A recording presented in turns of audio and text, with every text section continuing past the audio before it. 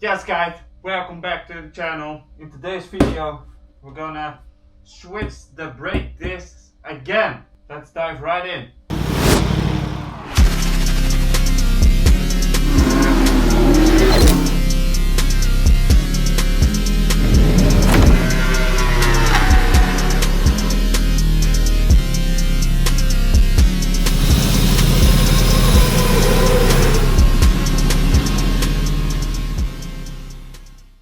So we got a new package from the Dutch company Motomaster themselves, and they hooked me up again with some new brake discs. Let's go! As you can see, we got 1, 2, but also the rear to match up the front of the discs. So you're probably wondering, why am I switching my brake discs again? Well, I wanted to have even better brakes. You probably have seen that I have participated in an endurance race, and in this endurance race it was a really hot day, about 37 degrees Celsius. Because it was so hot and we had so long stints with the bike, the brakes got so hot that even with the brake setup I have right now, I still kept having brake fade. Not as much, but a little bit. So I had to adjust my front brake during the sessions, and that's really annoying. So I told this story to Motomaster themselves, and they said, well, we got another brake disc for you that's even better than the flame discs you have right now. So what is basically different from the discs I have right now? Well, these brake discs are fully floating. As you can see, T-floater. This disc, as you can hear, is fully floating.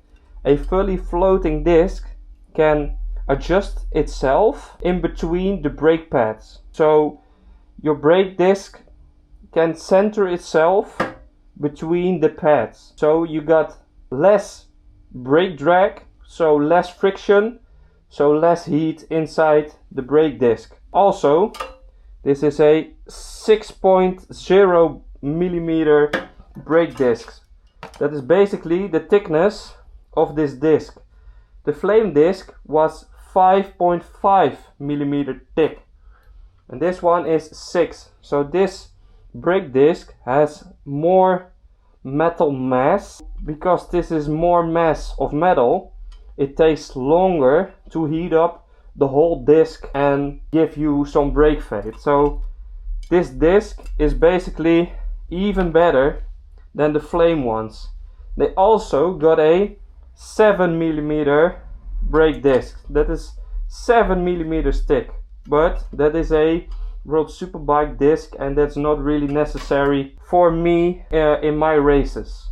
Also, these discs are basically track focused, so they are not meant to be used on the road, but you can use them on the road, but they will wear out faster. So this is wobbling, this is loose, this is fully floating, and on the road you don't brake always extremely hard. On the road you're braking a little bit, not really linear. On track it's full gas, full brake, full gas, full brake. So this disc locks up like this, and then it's not moving anymore. And when you're on the road, it still can do this because you're not braking so constantly. So long story short, this disc is track focused. It can be used on the road, but it's not advised to ride it on the road because the lifespan of this disc is not as long as a semi-floating disc. So a disc that is tight and not moving like this. So that's some information about the discs themselves. Let's start disassembling the wheels and let's start switching these discs.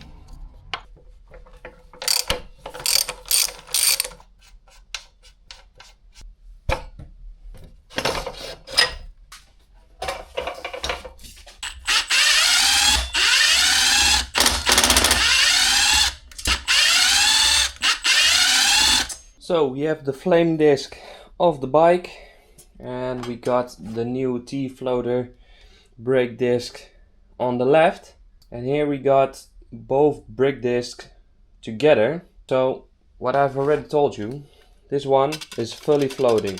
That means this piece, just the outer ring, is loose from the inside ring. This is semi-floating. What that means is that this cannot move. This is not rattling around. As you can hear, you hear nothing. This is what we call semi-floating. So you got an outer part and an inner part, but they are not moving freely from each other.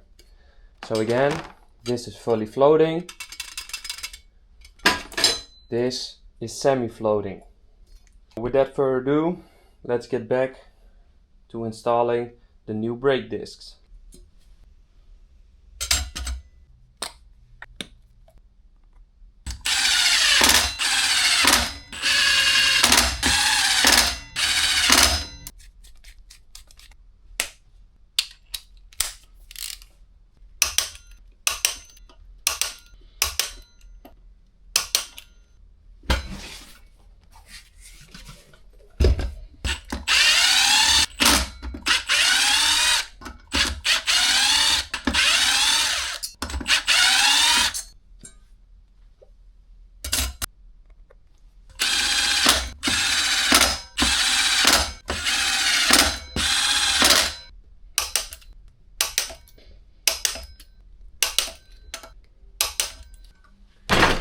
So, job done. Both brake discs are on the wheel.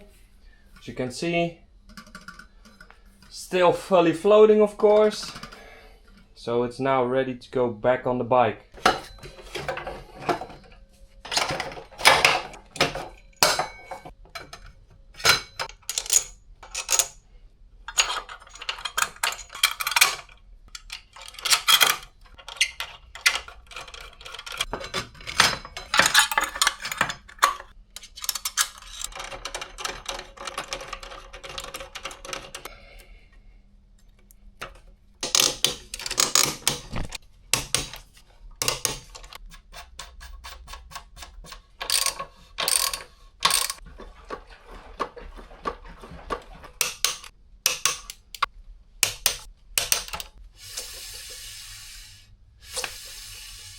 So as you can see, the wheels are back on the bike and the Moto Master brake discs have been installed. Really happy how they turned out. Really curious how they are gonna perform on the track, but we'll see that probably next year when the track season starts again. But for now, special thanks to Moto Master. Make sure you check them out. And if you guys enjoyed, I'll catch you guys in the next one.